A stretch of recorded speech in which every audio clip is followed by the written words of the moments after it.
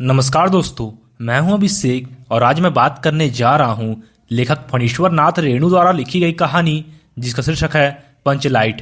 लेखक ने इस कहानी के माध्यम से ग्रामीण वातावरण का चित्रण करते हुए ग्रामवासियों के मनोवैज्ञानिक की वास्तविक झलक प्रस्तुत की है। तो चलिए दोस्तों, शुरू से इस कहानी को समझने की कोशिश करते हैं। गांव में रहने वाली विभिन्न जातियां अपनी अलग अलग टोली बनाकर रहती है।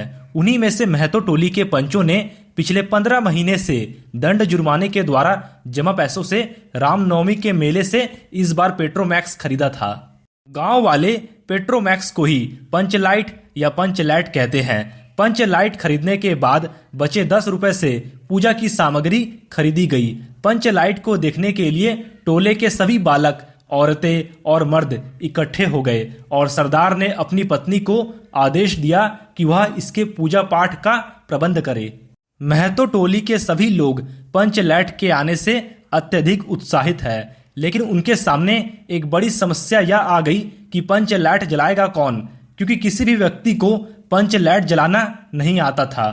महतो टोली के किसी भी घर में अभी तक ढिबरी नहीं जलाई गई थी, क्योंकि सभी लोग पंचलैट की रोशनी को ही चारों ओर फैला हुआ देखना चाहते थे। लेकिन पंचलैट के ना जलने से पंचों के चेहरे उतर गए और राजपूत टोली के लोग उनका मजाक बनाने लगे, जिसे सभी लोगों ने धैर्यपूर्वक सहन किया।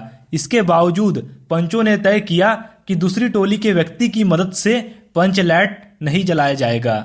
इधर गुलरी काकी की बेटी मुनरी गोधन से प्रेम करती थी और उसे पता था कि गोधन को पंचलैट जलाना आता है, लेकिन पंचायत ने गोधन का हुक्का पानी बंद कर रखा था। इसके बाद मुनरी ने अपनी सहेली कनेली को और कनेली ने यह सूचना सरदार तक पहुंचा दी कि गोधन को पंचलैट जलाना आता है।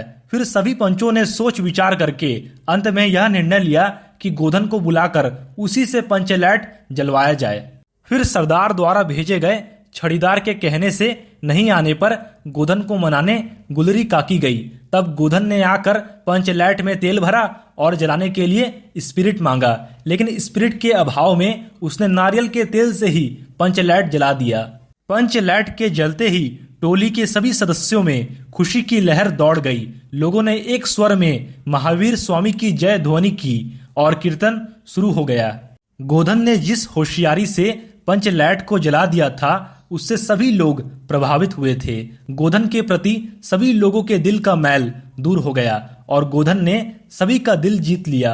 इसके बाद मुनरी ने बड़ी हसरत भरी निगाहों से गोधन को देखा। सरदार ने गोधन को बड़े प्यार से अपने पास बुलाकर कहा कि तुमने जाति की इज्जत रखी है, और अंत में गुलरी काकी ने गोधन को रात के खाने पर आमंत्रित किया।